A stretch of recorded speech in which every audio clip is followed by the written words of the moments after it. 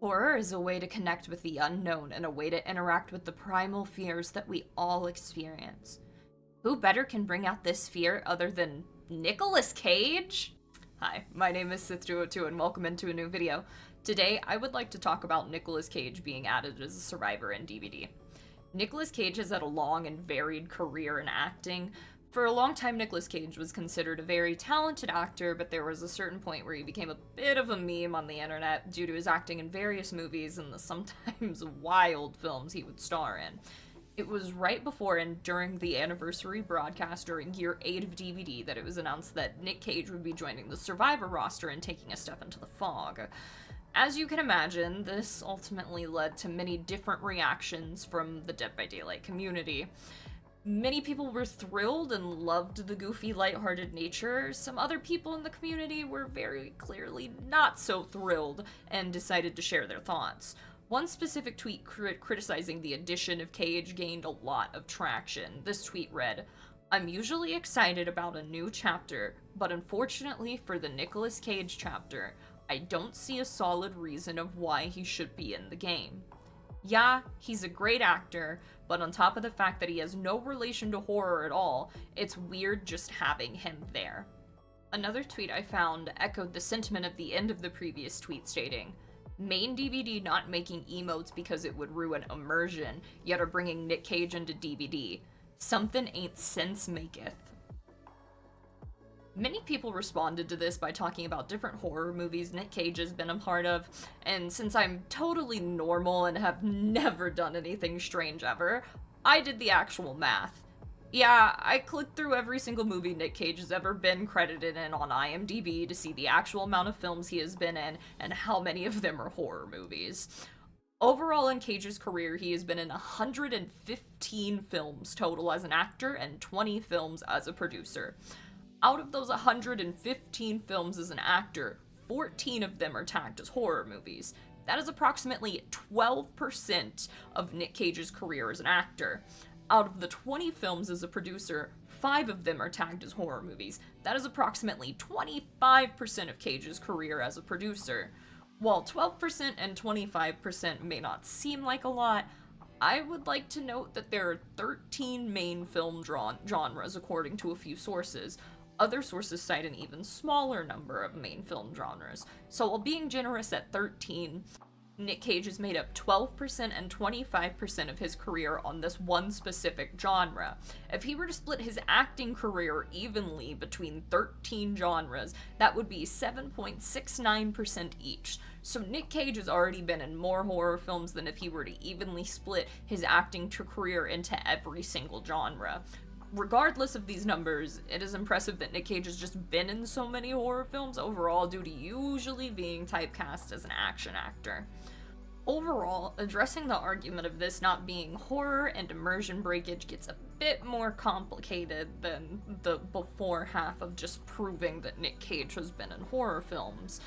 I would like to note that the tweet that speaks about the emotes and Nick Cage references immersion breakage for the reason of not having new emotes coming to DBD. However, in the Reddit AMA, the devs cited that immersion breakage and negative player interactions were the reason. I believe that the latter half, namely being the negative player interactions, has more to do with the unwillingness to add more emotes than the immersion breakage part. Now back to the specifics of horror. When you talk about defining a genre as complex as horror, a lot of people tend to get a lot of opinions about what does and does not fit into the horror genre, and technically today, this is just me talking about my opinions of what does and does not fit into the horror genre. Some people see horror as only dark and gloomy, other people accept the sometimes goofier nature that some horror brings. When talking about DBD losing sight of horror, this argument seems to have been happening for some time, especially when the game started to make things brighter and easier to see, and now something like Nick Cage. In regards to everything being brighter, this just overall is better for gameplay and accessibility for everyone. If you're interested about accessibility as a topic in DBD, I do have another video about the colorblind settings in Dead by Daylight and the changes that need to be made to them, and the pop-up thingy should happen now, yes? But back to the changing aesthetic of DBD. The game being too dark made it hard to play, and some people still think DBD is too dark and therefore filter it further with reshade. So DBD being dark and gloomy is kind of a thing of the past necessarily. It isn't necessarily something that is more reflected now.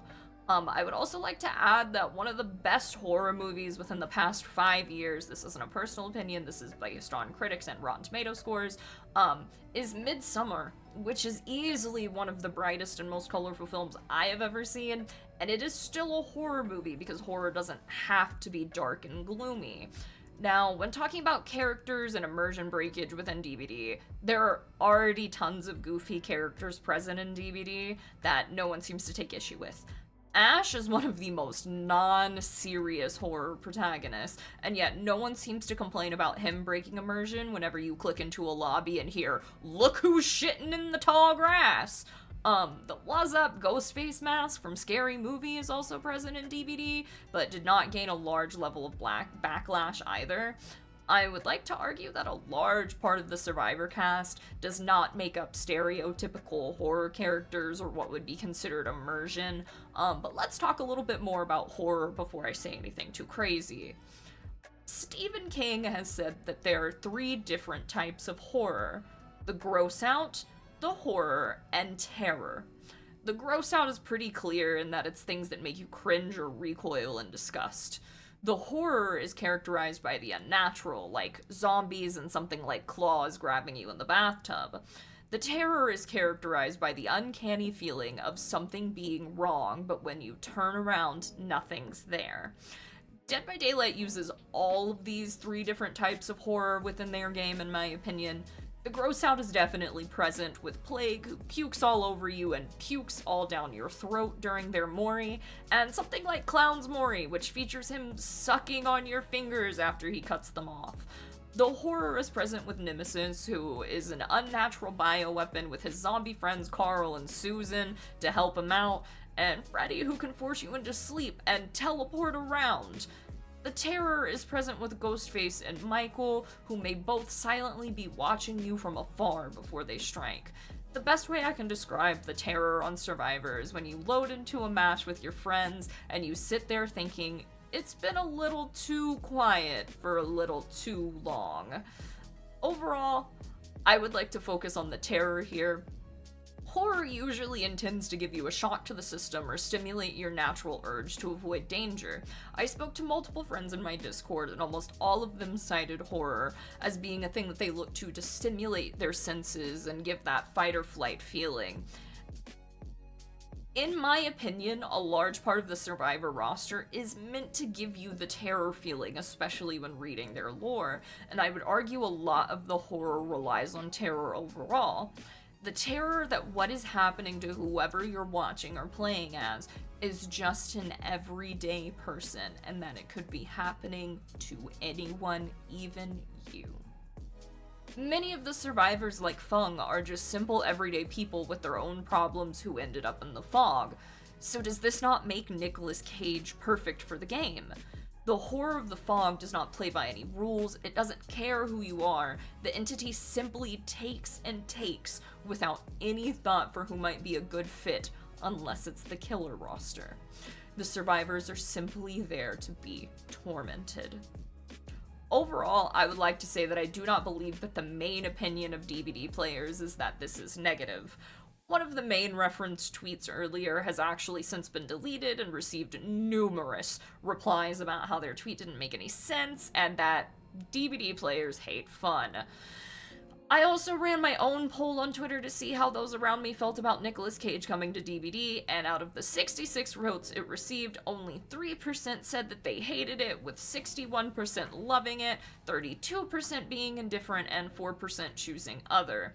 Overall, I think this is an instance where a few negative voices got amplified so much that it seems like a lot of the people in the community disagree, but ultimately it was kind of just social media's focus on the negative and engagement farming off of rage bait that ultimately leads to these being larger discussions within the DBD community and on DBD Twitter. I think the vast majority of the community appreciates the goofiness of something like Nick Cage coming to the game, and we can expect to see some P100 Cage mains out there in the fog. Thank you so much for watching this video. If you enjoyed it, please consider liking and subscribing. If you want to see more of me sharing my unfiltered opinions, I am live every single weekday at 3 p.m. Central Time over at twitch.tv/Sith202. Link is down below in the description. I can also be found on every other platform, just about at Sith202. See you next time.